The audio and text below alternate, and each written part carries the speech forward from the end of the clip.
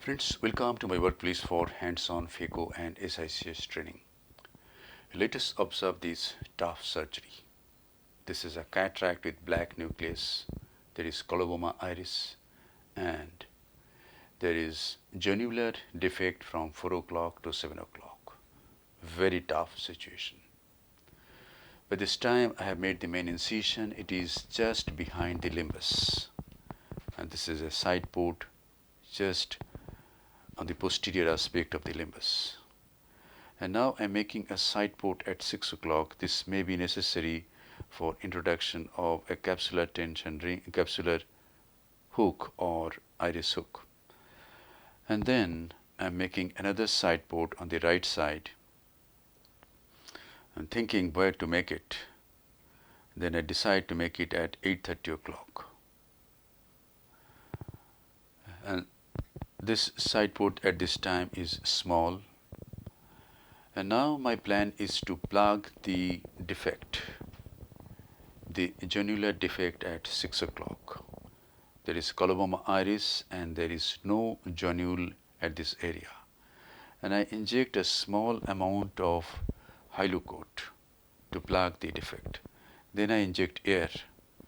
And now my plan is to use the dye.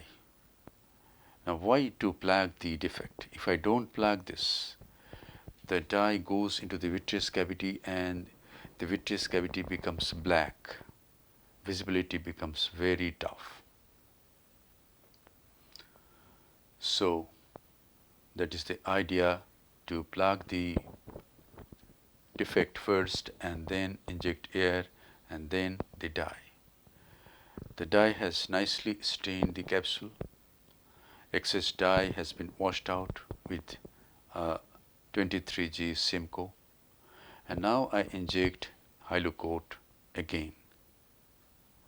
Hylocoat is a combination of sodium hyaluronate and chondroitin sulfate, just the same combination as viscoat of Alcon.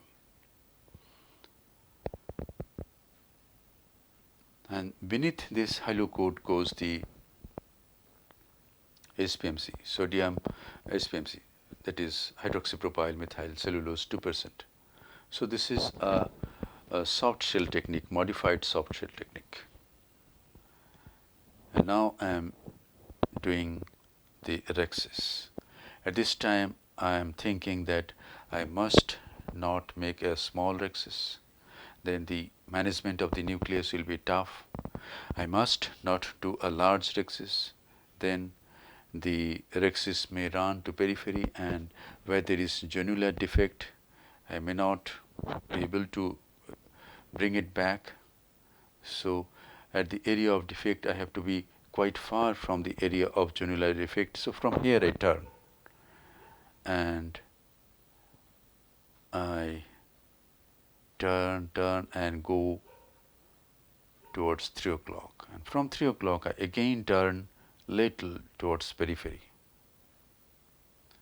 and thus I managed to get an optimum size rhexis.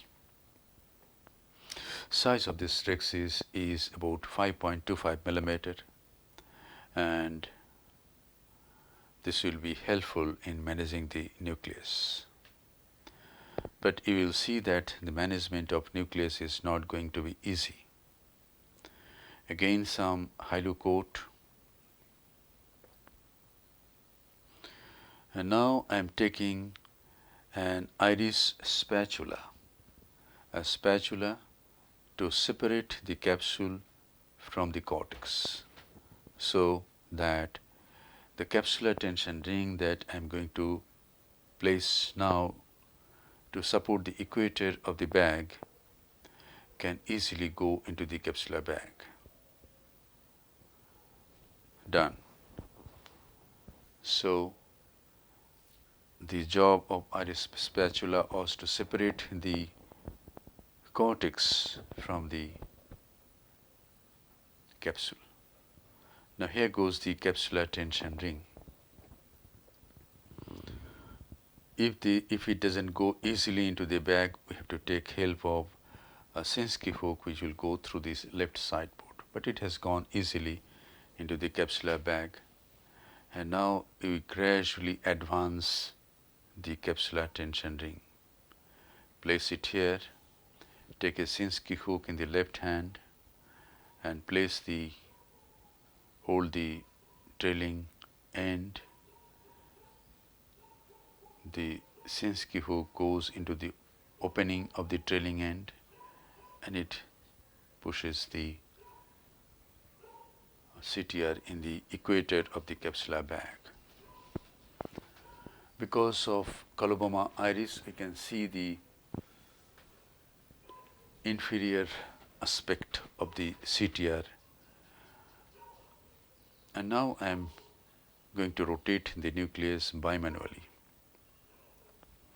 so that the nucleus becomes free from the capsule.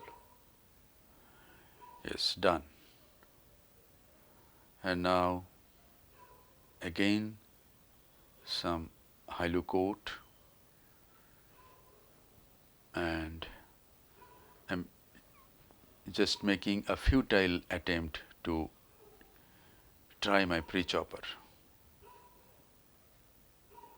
but it just made a scratch. It could not go into the depth. So in such hard cataracts, my pre-chopper will not work. And so I introduce the Phaco needle.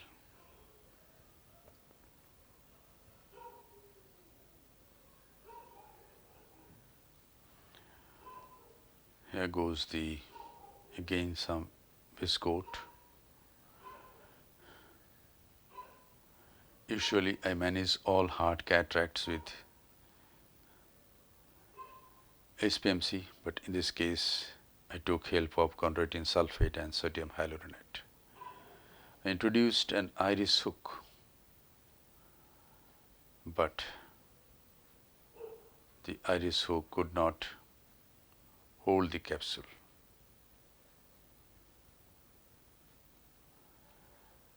And at one point I thought this may cause a rupture of the capsule, so better I remove it and just try with the support of the capsular tension ring.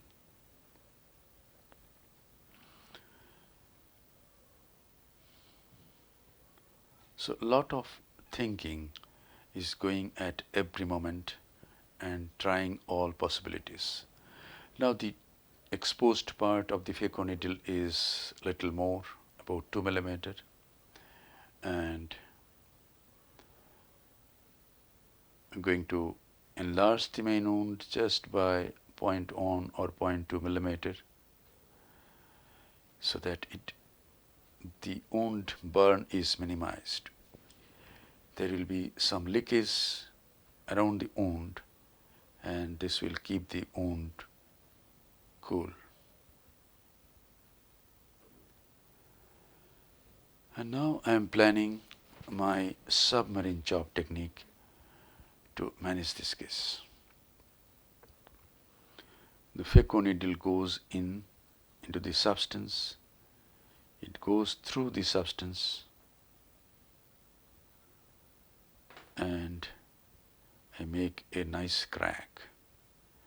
Rotate it little bit, go again through the substance and make another crack. Come to the rotate about 15 degree and make another crack. My plan in this case is to make many cracks and then manage the nucleus. Again, the tip goes into the substance of the nucleus. Hold it very nicely and then make another crack. And now my plan is to peel off the hardest part first and then the softer part.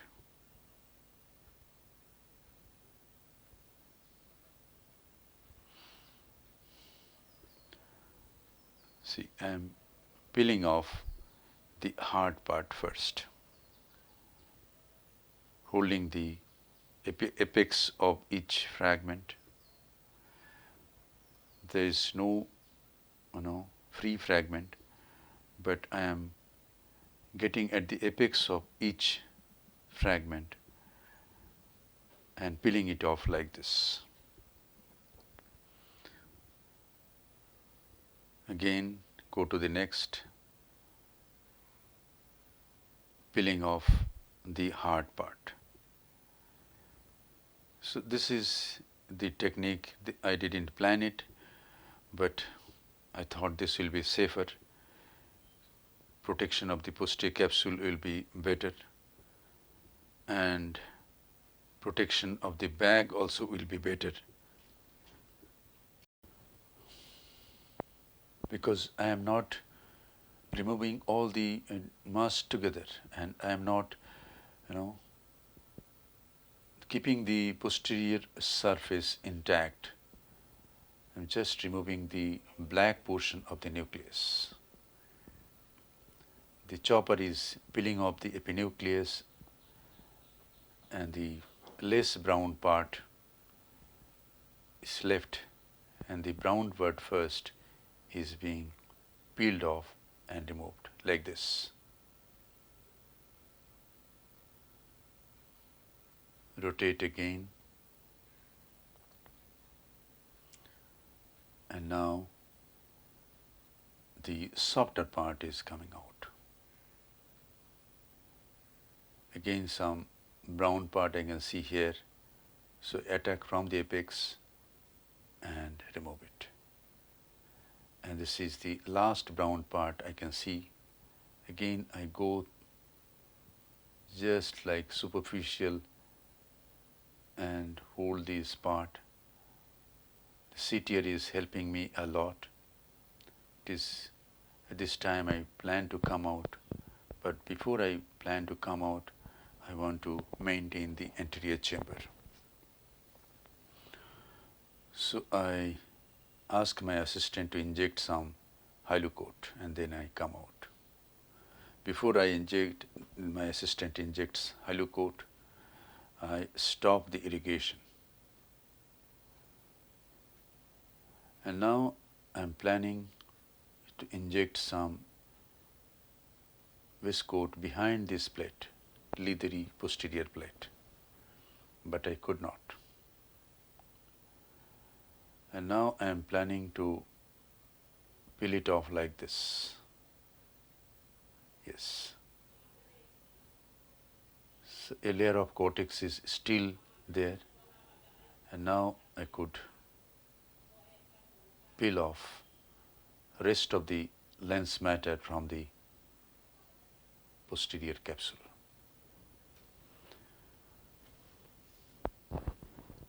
Some more viscoat, and now I introduce the handpiece again.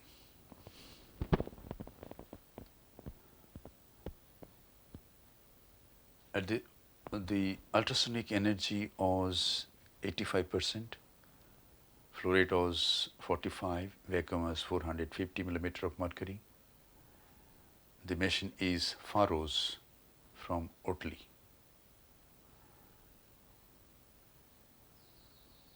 Faros has a beautiful foot switch, very smooth foot switch. And this is the, before again I come out, I want to maintain the anterior chamber. I have stopped irrigation. I stopped irrigation, and I ask my assistant to inject viscoat. And that much is enough. Should not inject a lot of viscoats, and iris prolapse may occur if I inject a lot of viscoat. There should be always a balance. And now my plan is to aspirate cortex from the upper part first. And for this, I am enlarging this wound to about 1.8 millimeter, so that 23 gauge Simcoe can easily go in. here it goes. And I'm trying to remove the cortex from the uh, left side, that is the cortex from 12 o'clock to 6 o'clock. This part is coming off. And now here at 12 o'clock I find there's lot of lens matter entangled in the, what is that, CTR, capsular tension ring. And I'm finding it very difficult with the, this instrument. This is the Simcoe. So I flush it off, regurgitate and come out. Injecting some viscoat.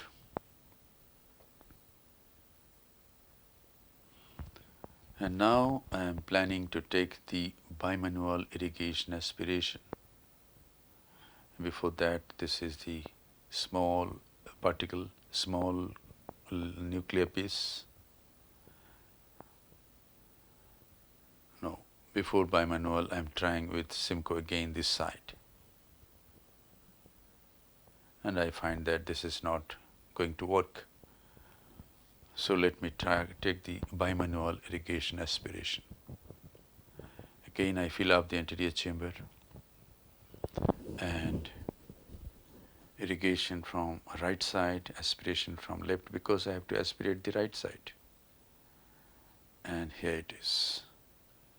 This bimanual is working very well. Good. And now this part, the tricky part, because there is zonular defect.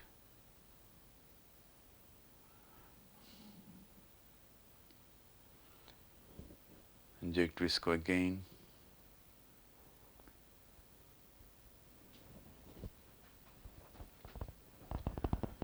Some more halo coat. And now I use the bimanual again and try again.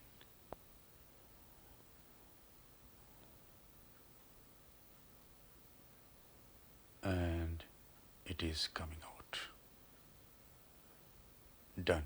I don't want to, just minimal amount of handling of the eyeball. Viscoat. And now is the time to implant the intraocular lens. A hydrophobic acrylic single piece monofocal intraocular lens has been selected, and here it goes.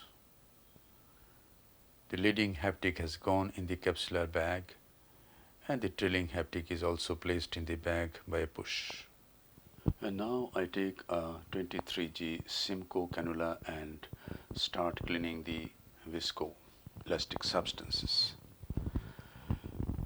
First, the anterior chamber is irrigated and aspirated, and then I go behind the intraocular lens and irrigate the space between the posterior capsule and the lens, form the antechamber and come out. And now I take the bimanual irrigation aspiration.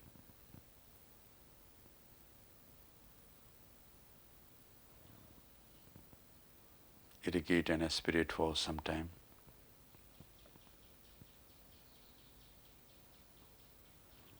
Go behind the lens. Place the inferior haptic in such a way that it gives additional support to the area of zonular defect. A bit of moxie,